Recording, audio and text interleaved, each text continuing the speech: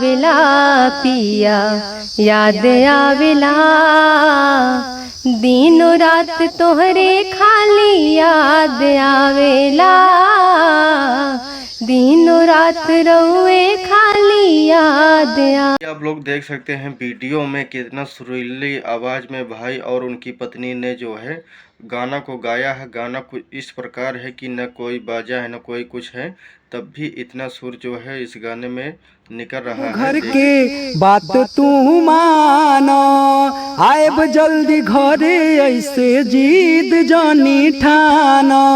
ये गाना का मतलब कि देख सकते हैं कि कितना अच्छा से अच्छा जो है ये गाना गाया गया है। और आप लोग देख सकते हैं, वीडियो को लाइक शेयर फॉलो करें, फॉलो करना ना भूलें, फॉलो करते रहिए।